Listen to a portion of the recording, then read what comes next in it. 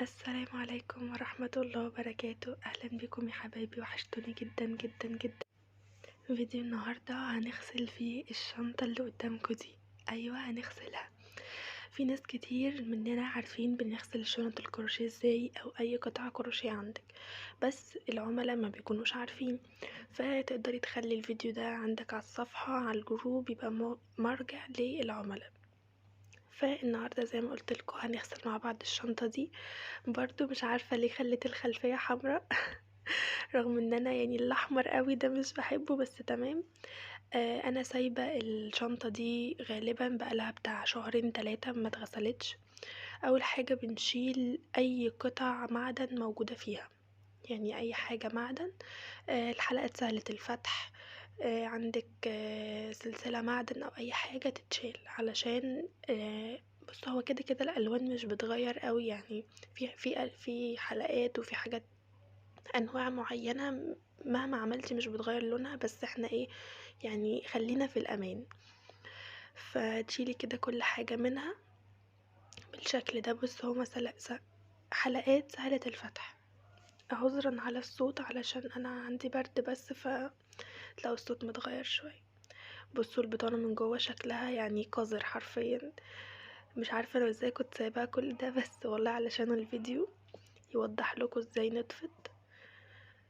هنسيبها بقى على جنب كده ونجيب طبق الغسيل. يا جماعة اكيد كلنا عندنا منه، واكيد كلنا عارفينه، يعني محدش يقول لي ايه اللي انت جايباه وايه اللي انت عاملاه. تمام. حطيت فيه كده شوية شاور. انا ما بحبش احط اريال وما بحبش احط الحاجات اللي هي الحبيبات، بحب احط الشاور جل وكده يعني. فحطيت شوية شاور كده، وحطيت مية، وهبتدي ان انا ايه يعني زي ما بيقولوا ارغي كده المية، يعني اخلي الشاور يتفاعل مع المية بالشكل ده كده. بصوا كده بضيع كل الشاور في المية علشان يتفاعل كده ويبقى المية كلها شاور. وهسقط بقى الشنطة بتاعتي. بصوا في شنط بتتحط في الغسالة عادي، بس انا حبيت اوريكم الشنط. يعني لو خايفة تغسليها في الغسالة لأي سبب ما، تقدري تغسليها بالطريقة دي، ودي أأمن بصراحة. بس أنا ساعات بحط الشنط بتاعتي في الغسالة عادي. لقيت المية نقصت كده فهزودها، يعني اللي هو مش مغطية الشنطة، يعني مش مخلية كده الحاجة تتغلغل جوه الشنطة. فهزود لها كده بالكوز القمر بتاعي ده.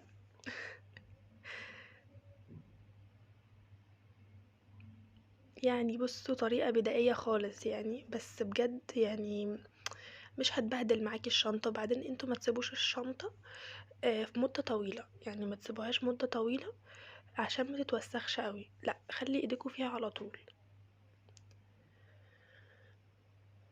هبدأ بقى ان انا بصوا اسقطها كده كلها.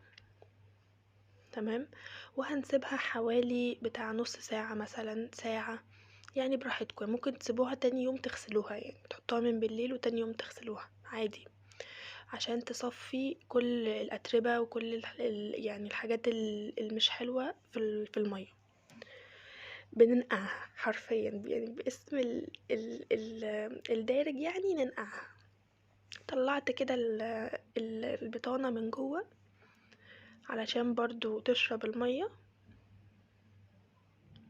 بالشكل ده. وهبتدي بقى اجيب اي ليفة مش بتستخدموها يعني في الحمى، او اي سبونج عندك، اي سفنجة ناعمة، بس اهم حاجة ما تكونش خشنة. ونبدأ ان احنا ندعك الشنطة كده بالراحة خالص على المناطق اللي بيكون فيها اتساخات بالشكل ده كده. واهتموا بالقاعدة. القاعدة اهم حاجة، علشان احنا لما بنيجي نحط الشنطة بنوقفها على القاعدة، يعني قاعدة الشنطة بنوقفها. فاهتموا بيها عشان دي بتكون برضو يعني من المناطق اللي بتبقى متوسخة قوي.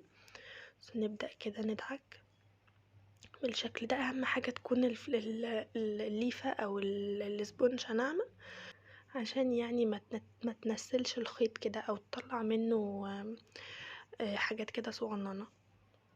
هنبتدي ان احنا ندعك كده القاعدة اهم حاجة، والقلاب انا هجيله دلوقتي بس اصبروا.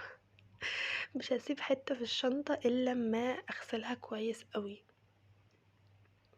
بالشكل ده كده.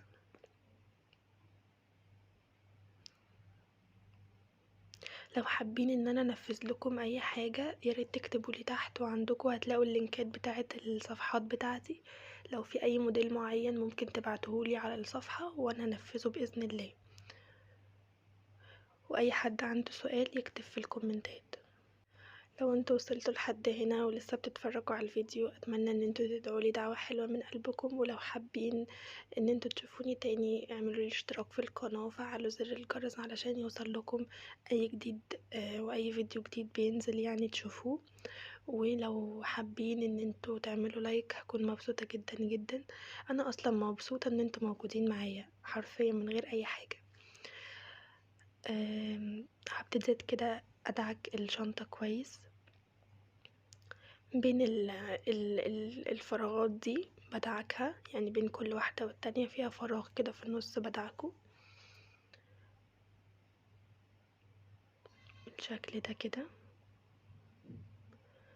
هي طريقة سهلة عادي يعني مفيهاش اي افتكاسة، بس انا حبيت ان انا ابعت لكم الفيديو ده انزله يعني على وعسى يفيد حد.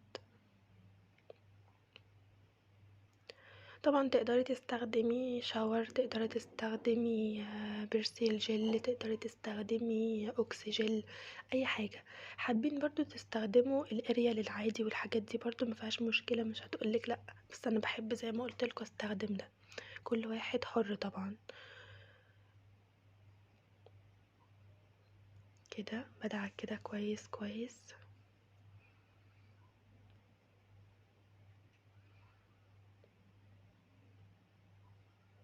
بالشكل ده كده. القلاب من فوق ومن تحت، والقماش برضو بدعك فيه كده علشان ينضف. ما بسيبش حاجة في الشنطة الا لما بدعكها بالشكل ده كده. بصوا مسافة اصلا ما انا سبتها تتنقع في المية نزلت كل حاجتها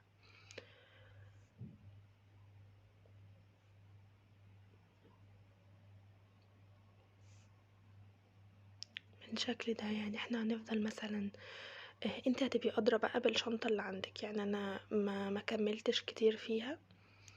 هي حاجات بسيطة بس، فاهمة اللي هو يعني ما قعدتش كتير بغسلها لان هي الشنطة اصلا ما كانتش برضو متوسخة قوي.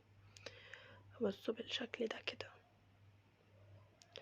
فضلت ابص فيها بقى، وكل ما الاقي حاجة يعني لسه فيها تراب او فيها حاجة افضل اغسل فيها لحد ما كده خلصتها خالص.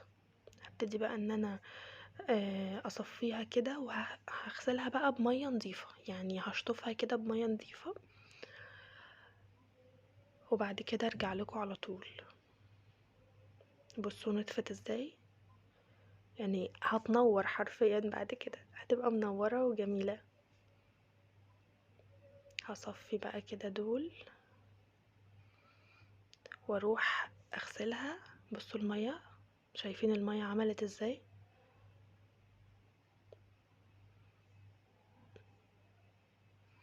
هغسلها بقى وارجع لكم.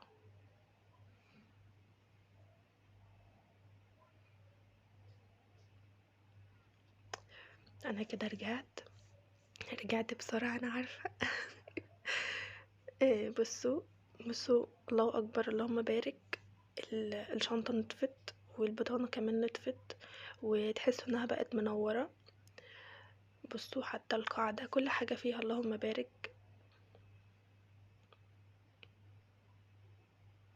انا عادة بحب الشنط الصغيرة، يعني دي بتاعتي بستخدمها استخدام شخصي، فبحب اوي انزل بيها يعني سريعة كده وخفيفة.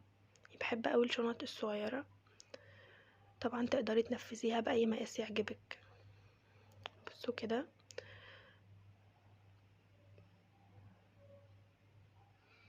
طبعا لما هتنشف هتظهر برضو اكتر بالشكل ده كده. بصوا نضيفة وجميلة. يعني يا جماعة احنا حاجتنا اصلا الله اكبر عليها، احنا بس نهتم بيها ونغسلها وهتبقى احسن حاجة في الدنيا.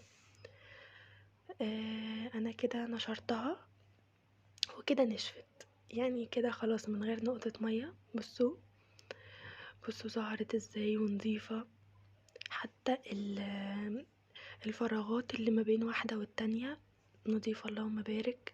والقاعدة بقت عروسة كده.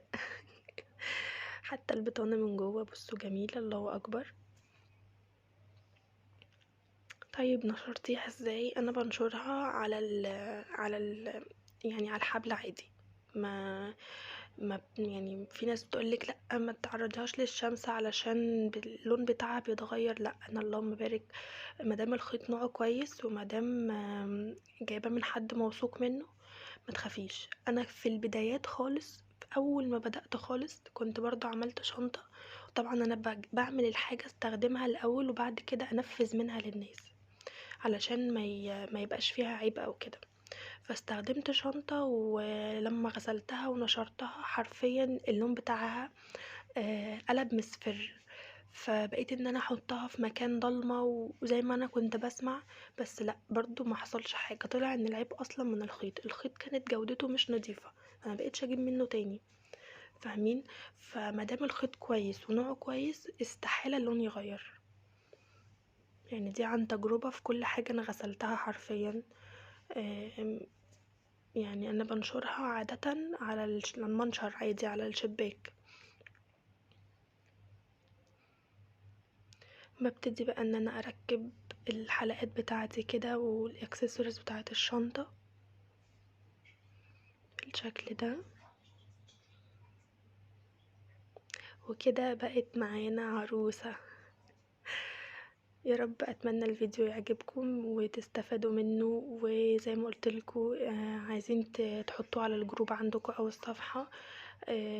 اتمنى عشان نفيد كل العملاء اللي بيشتروا مننا. واتمنى كمان لو استفدتم ما تنسوش ان انتوا تدعولي دعوة حلوة من قلبكم. وكمان لو حابين تشوفوني تاني اعملوا لي اشتراك وفعلوا زر الجرس علشان اي فيديو جديد ينزل تشوفوه. ولو حابين تعملوا لايك هكون مبسوطة جدا جدا. اشوفكم الفيديو اللي جاي على خير. باي باي.